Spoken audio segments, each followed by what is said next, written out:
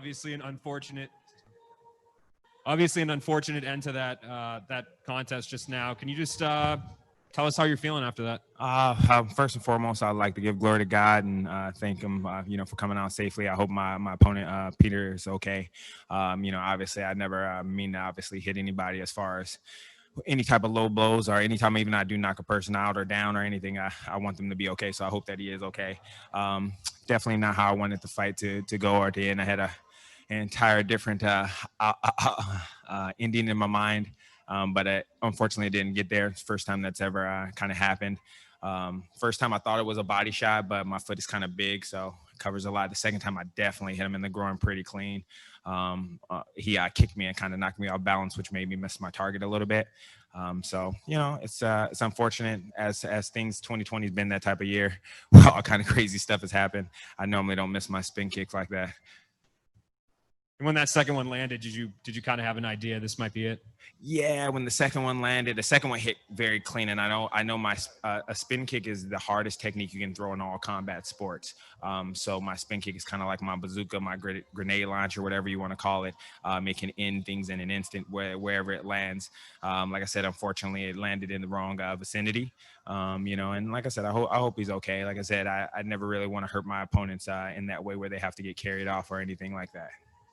And talk to me about the psyche, right? So you land that once, and then the referee says, oh, you got to be careful with the kicks. As a fighter, do you keep that in mind? Hey, maybe I can't resort to the kicks. Obviously, you kicked him again, but talk about that challenge as a fighter. It is a little challenging. Like obviously, I caught him with the first one. I said the first one happened, and it's instinctual sometimes because it was a very kind of open technique. So my body, I fight in what I call like a flow state. So even though I think of these things while I'm training, but when I'm in there fighting, things will just flow out naturally without me even having to actually think about that technique. So that happened instantly, as a response because of the technique that he threw, which that is the correct counter. It just landed the wrong spot. So I try to keep it out of my mind not to throw things because then that creates handicaps for myself. Last question for me. I know that just happened. It's all fresh, but I mean, are you trying to get back in there soon? Just kind of, I'm assuming you're not too banged up from that one? No, not at all. Not at all. I felt like I was really just getting warmed up. I felt like, he came in and threw everything he had at me the first round. I was able to actually just show some of my basic, stuff that I know how to get off the ground, stuff that I know how to, move around and stuff like that. So, and I kind of felt he was really gassed in that second round. So I was about to really be allowed to open up a little bit more and be even a little more creative. But he did a really good job, and I'm looking forward to getting back in there. That wasn't the fight that I wanted to finish where I wanted to have an opportunity to go against Mr. Lima. But I think I need to show a little bit of better performance in order to be able to, compete against somebody of his caliber, just to show everybody and show the world, not only the world, even myself, that for that matter. But it was not the type of fight that I wanted. So I'm a little bit disappointed in the ending, just to be honest. Hey, Raymond. So could you just talk about the kick? Was that something that you were training and planning for this fight, or was that a spur of the moment type of move that you went for? No. I throw that quite often. He's actually a southpaw fighter. So the switch round kick that he throws is for me and my style is a very telegraphed motion.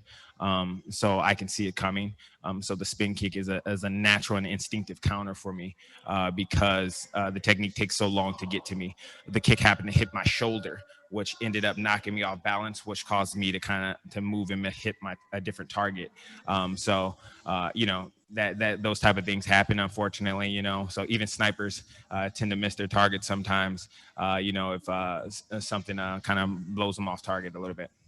And I just want to also know is it seemed the first time that the low blow happened, you seemed to I thought I heard you say to look at the replay or something like that. Did you think it landed, or did you think that it was a legitimate shot to the to the abdominal area? Well, if you look, I have a size 12 foot, so if you cover 12 inches of your body, my foot covers a lot of space.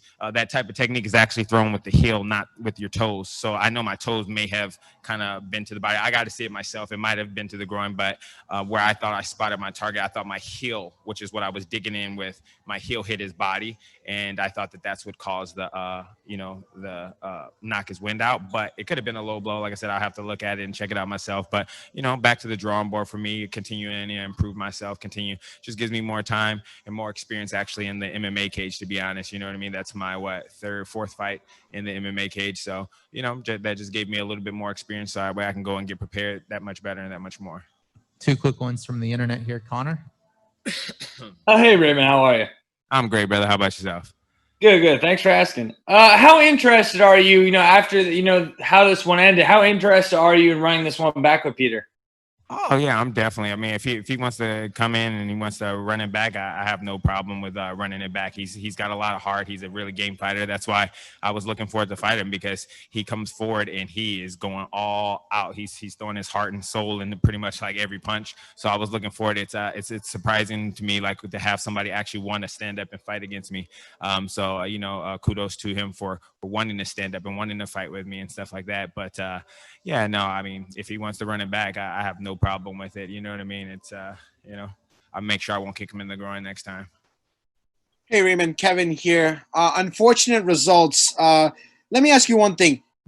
Were you trying to carry the momentum of your, 2 wins, the real deal highlights, the 720 finish? Were you trying to capture that again in this fight, trying to capture the highlight reel finish? I'm always trying to capture that highlight reel finish. That's part of me, part of who I am. God has blessed me with a skill set and an ability to go out and to glorify his name. And I feel that, it's my kind of give back to him to try and use those skill sets to the best of my ability. So when I throw those techniques, I have that ability. Not anybody else in MMA really does anything kind of remotely like that. I'm always trying to capture that moment, trying to give the crowd and the fans something that they've kind of never seen before, something that'll energize everyone, even though we don't have a crowd. It was a little different not having that crowd, because I'm used to the oohs and the ohs whenever I'm throwing things. But I'm always trying to recapture that lightning in the bottle, so to speak. All right. Thank you very much, Raymond. All right. Thank you, guys.